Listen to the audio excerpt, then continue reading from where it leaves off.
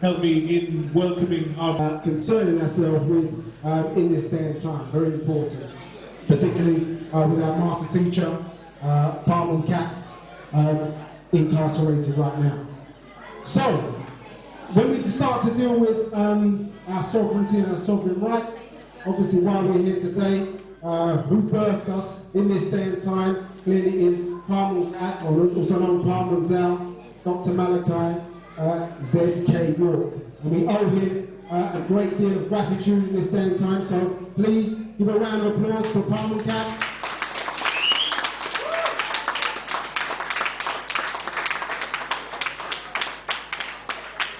Thank you, to show that respect. So born Tuesday, June 26, 1945, in Takoradi, Ghana, in West Africa. Still living, known today as the transmitter. Right, okay, some of you be familiar with this, right? Okay, some of you may have signed this particular document, understood, which was the United Nuwaupian Nation Tribal Ledger, understood? Now, when we signed this ledger, what we're going to understand, we were acknowledging or affirming the fact, I should say, that Parliament Zal, or Parliament Act, I should say, was our president by way of our constitution, understood? And this constitution was drafted in June, or came into effect in June 26, 1992. So, way back when, understood? When our constitution came in. And this formulated, as we step through today, this formulated, or let the world know, understood, that we were a sovereign indigenous nation. Now, in the beginning was the Word. True? Yeah, in the beginning was the Word. And what was that Word? God. God? No. In the beginning was the word Constitution. Just for our verse today. So we're going to deal with, in the beginning was this word Constitution. Now, as the master teachers explained, before you can understand the sentences of God, you have to understand the words of God. Yes, so we have to get into the wordplay, because obviously we think we speak English, or we think we understand English, but oftentimes we didn't have the luxury of necessarily going to a private school where you learn Latin, understood, and Greek and other languages, so you can see the origin of the way in which words or how they're formulated. Understood. So when we deal with Constitution, I'm not going to read all of this out, but primarily what it's talking about, it says organizing it's a document that organizes the government, regulating, distributing and limiting the functions of its departments, prescribing the extent and the manner, the exercise of its sovereign powers, a charter of government derived authority from the governed. So this constitution, which lays out how our government looks like, what departments it contains, how it operates, etc., etc., will be formulated in a person's constitution. But the key point here is, one, it talks about our sovereign powers. I'm going to get into the word sovereign a little bit later on. But here you see a charter of government deriving its authority from the governed. So when you were affirming the fact that the master teacher was your president, understood, the fact of the matter is, where does it get his authority from? It gets his authority from the governed, from the people. The people, you, me, all of us, collectively, we are the ones that give authority and that power.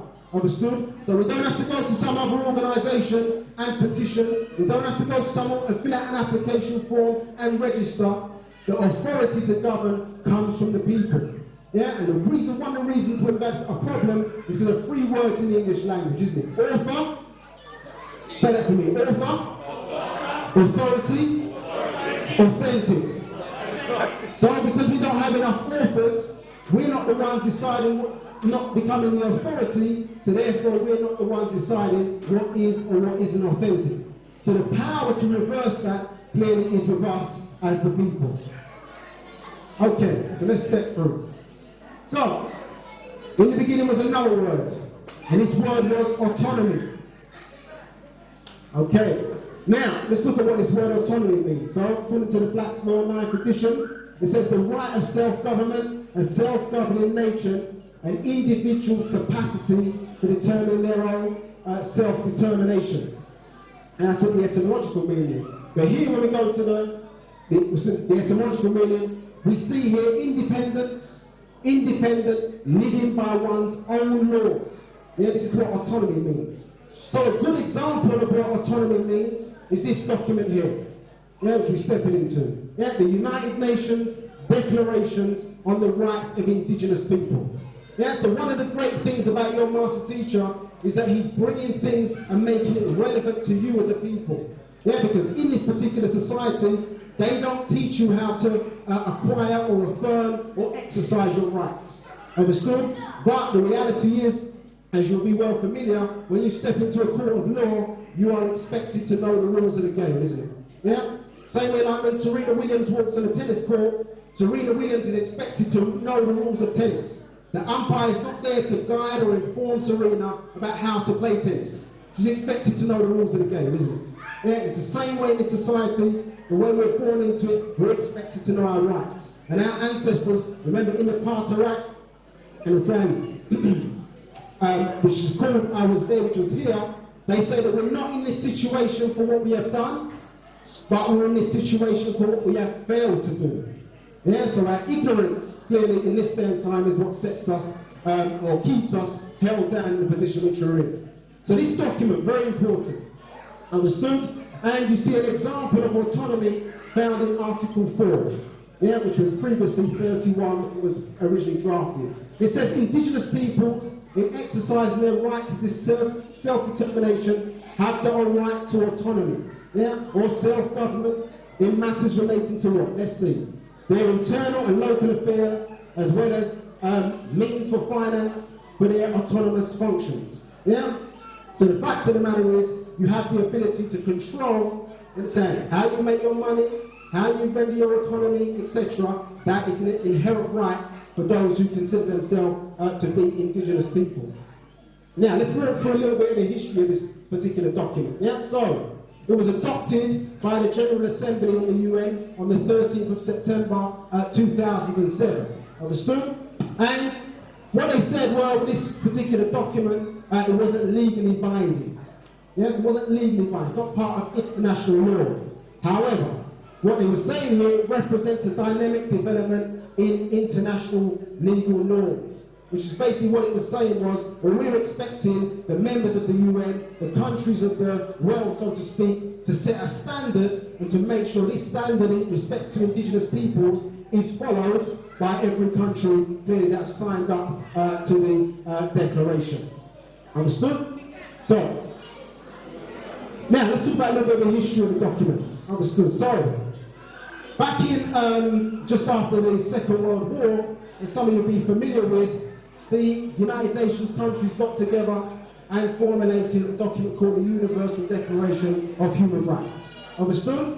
Now, going a bit further on, in 1993 it was quite a significant meeting. A world conference was held regarding human rights because they hadn't met as a collective until after the Second World War. So this meeting was quite significant. And two things came out of that meeting. One of the things that came out of the meeting was the continuation of a working group to start working on this draft document, understood, for the Declaration of the Rights of Indigenous People. The second thing that came out of the group was to set a decade, you understand, a decade, international decade of the rights of indigenous people. And that decade happened from 1995 to 2004.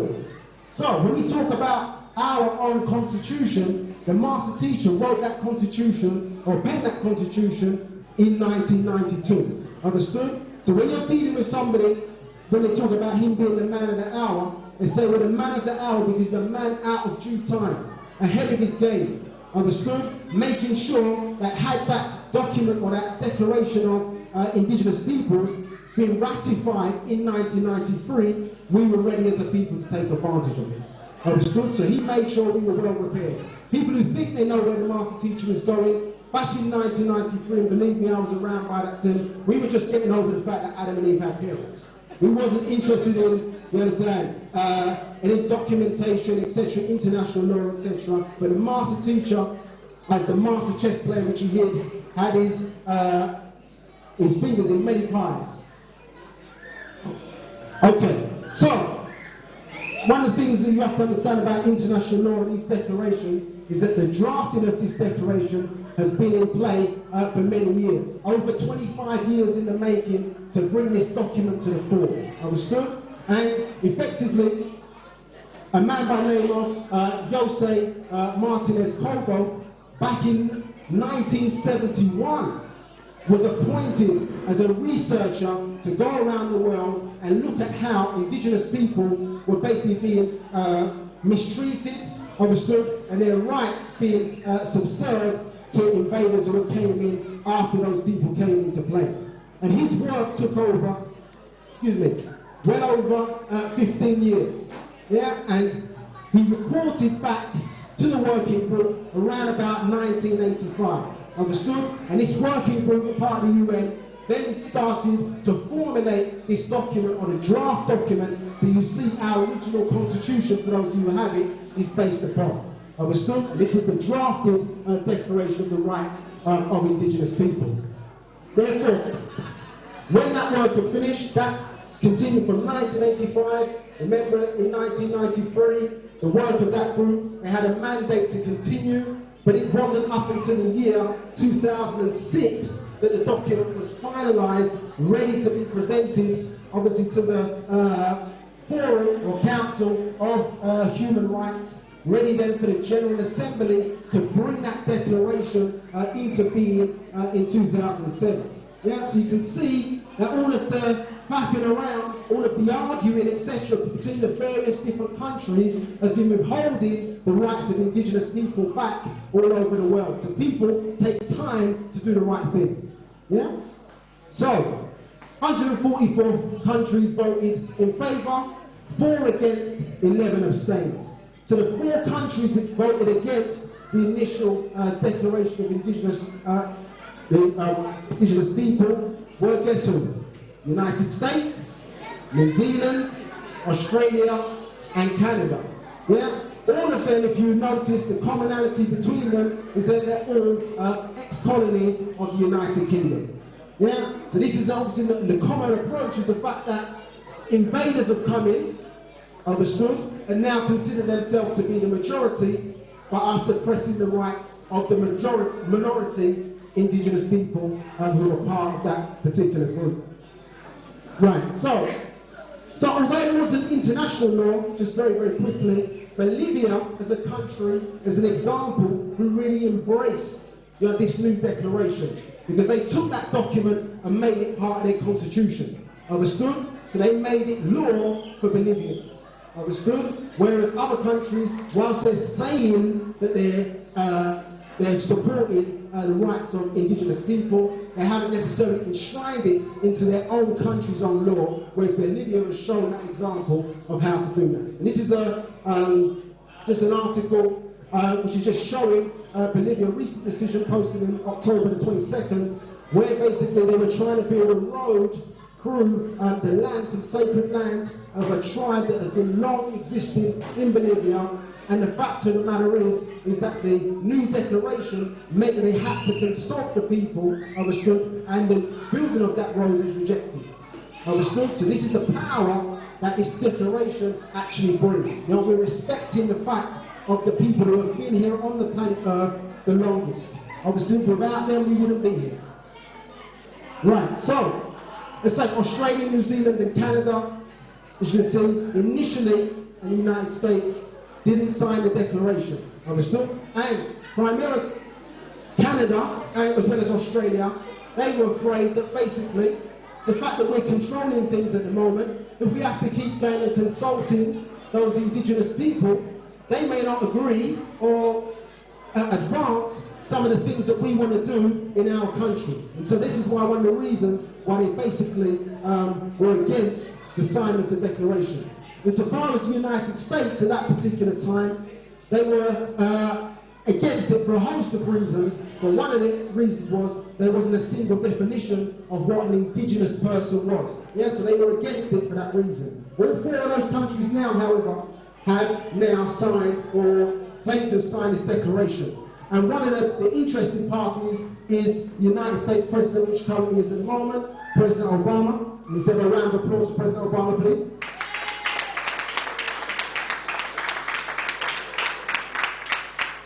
And we need to put out that positive energy because we don't want Governor Mitt Romney to win that race. Governor Mitt Romney, as you may be familiar with, is part of or connected with the Mormon Church, who have taught for years that falsely that the curse of Ham that we find in allegedly in Genesis chapter 9 verse 25, which is really the curse of Haman, is how you've got black skin, thick lips, obviously, and thick noses by way of a curse. Yeah, so that is his spiritual belief. So do you think really that if he comes into power, you are going to be at the top of his agenda? No. Okay, so President Obama on the 16th of December 2010, he announced basically that America was going to sign the Declaration. Understood? And it says here, so the decision was announced during the second White House Tribal Conference. So they were dealing with, or the collective group of Native Americans, which we as the massive Native Americans are a part of that group. He was basically going to make sure, or still to make sure, that America redresses some of the wrongs and restores some of the broken promises which over the years, as caused us as indigenous people to have our rights diminished as a result.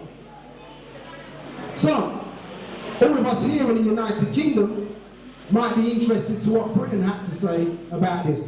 And this is what your ambassador, if you consider yourself a citizen of this country, said. Yeah, named Karen Pierce. She emphasized that the declaration was not legally binding. So, not positively promoting, not saying the good has happened, but saying, well, it's not, hasn't got basically any strength or power in law, according to her. And it says, and it did not propose to have any retroactive application on any historical episodes.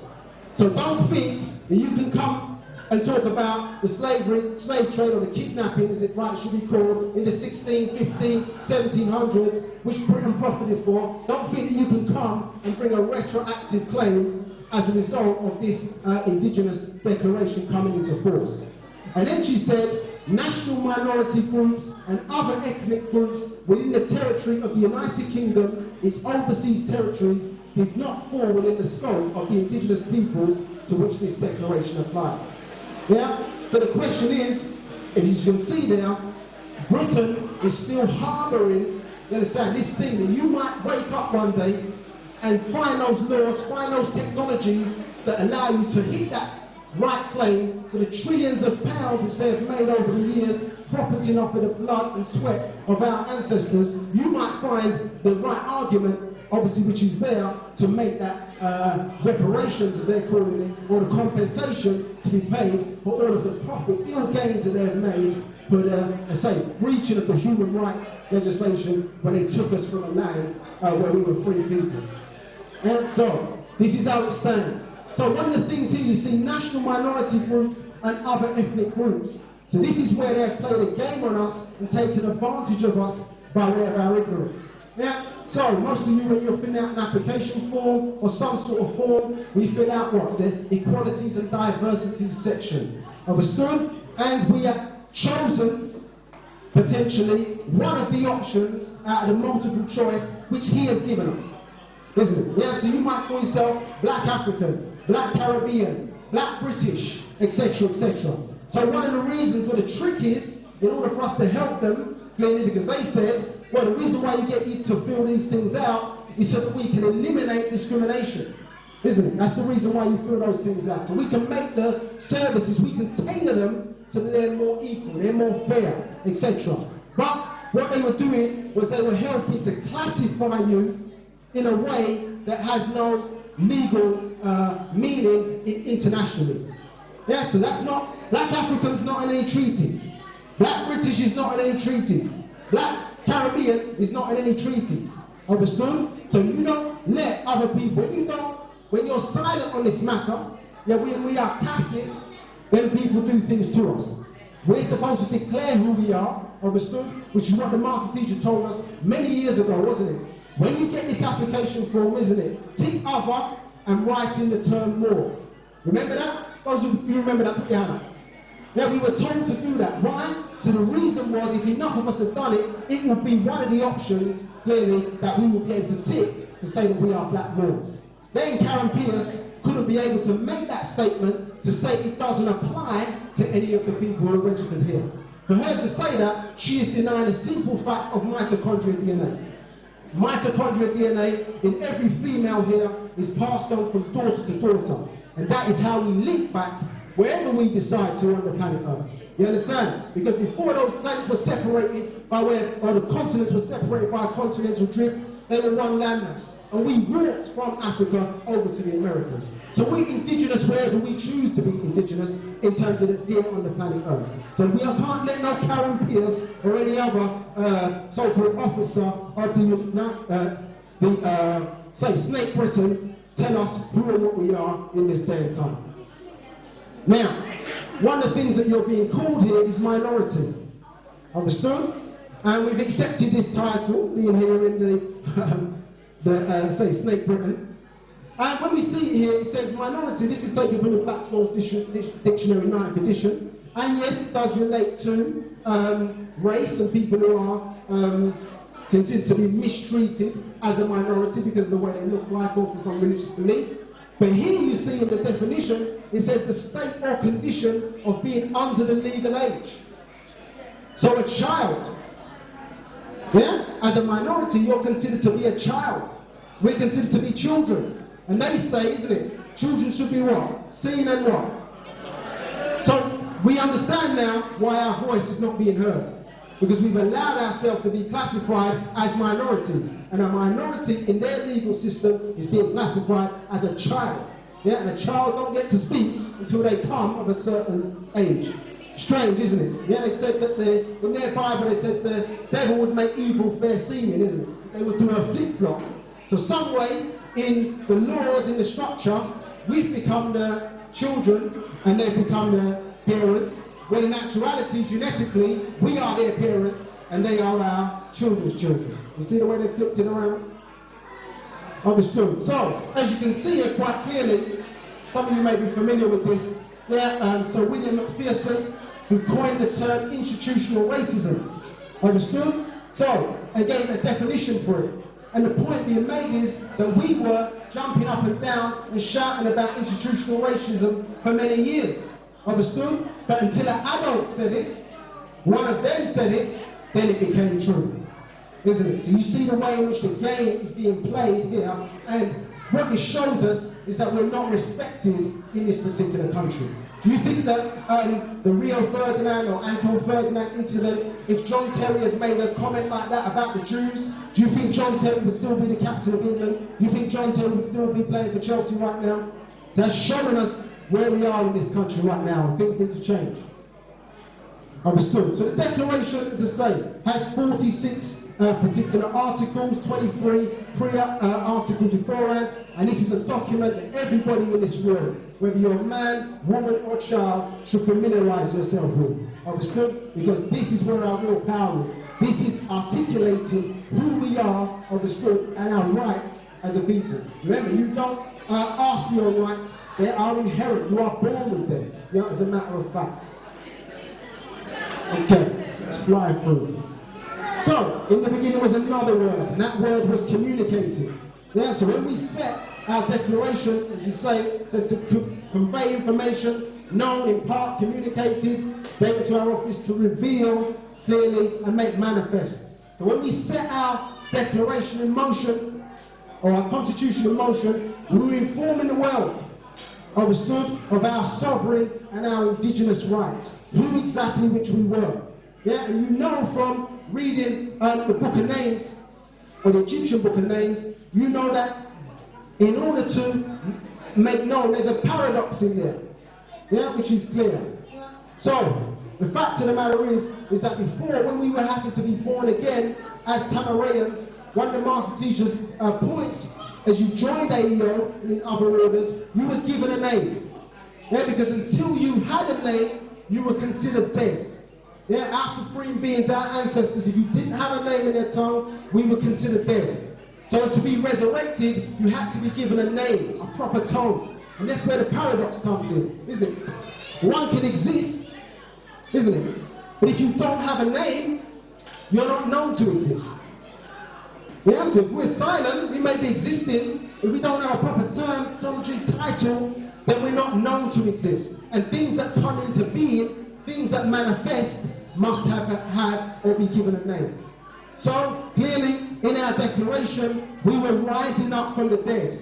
We were being given a proper name, a proper title, not defined, clearly, by any other person, because when you look at the terminology and the titles that are used, they're always somebody else's observation of what we were doing, or what we looked like, or a place that we were residing. Understood? But as the master teacher explained to you, when you use that term Nuwaupian, understood? Nobody else in the world, they have to come to you for that definition. Understood? Because our master teacher has defined it. And when you use terms like Nuwaupian, nobody else can define that except our master teacher. It has to come to us for that definition.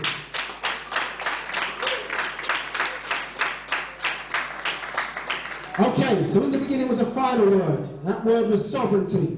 Yeah, and here you see sovereignty taken from the Oxford English Dictionary. It says possessing supreme and ultimate power. Yeah, and in modern democracies, the people's will is in theory sovereign. Yeah, so that sovereign is that supreme power. Understood? Now, here we go here. So, us being sovereign is us being supreme, and we are the real supreme beings.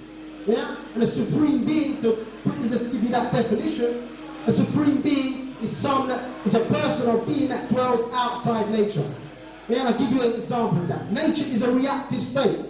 Yeah, so for example, if I do the things necessary, for example, to create fire, nature will react. One, I can be a Satanist doing that. I could be a Christian doing that. You understand? I could be the murderer. I could be going to burn down a house. As long as I do the things necessary, fire will be created. Yeah. So nature, in essence, is a reactive state. Yeah. But we as supreme beings, yeah, who really are sovereign by the true definition of it, understood, are outside of that state. So this brother here, with a nice afro which he's got there, yeah, when he walks out into the rain, understood, and the rain hits his head, his hair is still an afro. When he walks out into the sun, understood, his hair will still stay as an afro. When he walks out into the winter, his hair will still stay as an afro. Understood? But when we look at our Caucasoid compadres, understood, when we look at those, when they walk out into the rain, will their hair stay in the same hairstyle? No. When he walks out in the winter, will his hair react to the winter? When he walks out into the summer, his hair will curl from the rays of the sun. So the fact of the matter is, he is being affected by nature. We were outside nature and thus controlled the weather. We were not subject to the weather. We have rendered ourselves subject to the weather because we have taught ourselves that we are man and woman, when in actuality we were supreme beings, the gods of this planet Earth, who gave birth to all other races out there. Now, as the sister was talking about earlier, we give us a new recipe which the master teacher has given us. In the recipe for human rights, 1 cup of self-dignity, 2 tablespoons of right to life, liberty and security of a person, half a stick of the Declaration of Human Rights, and a pinch of self-determination. Take out and pour over baked unalienable rights, indigenous and sovereign, cook until well done. Understood? So we're definitely a well done people. Yeah, we need to claim back our rights. And it's the final slide. Yeah, very important for the master teacher. So don't get caught up. It's important to know these particular documents and treaties as a part of your history. But don't get caught up in the technology. A lot of people like to get caught up in treaty this or some magic solution to find and try to get our master teachers freedom. Those things are important. But this is more important. This is the words of the masters. To truly be an indigenous person does not only lie in your gene pool, yeah, but in your dedication to your culture and way of life, and the effort you put forth to keep the traditions and accomplishments of our people alive. Yeah? So said we the people. So it's about our actions. It's about what is in our hearts, what is in our soul, what is in our mind. When we keep the traditions, like the brother was able just to stand up there and recite, you understand, Parnashad. When we keep those traditions, when we dress a certain way, when we have our recipes, when we have our music, when we have our language and we articulate that and we express that to the world, that is demonstrating to the world your indigenous rights and maintaining who we are and affecting world events once again as a people. Yes, it's much about not just what we read, but now it's about what we act. Yeah, you have the power. As it says on those old True Light tapes, you have the power over all things. Thank you.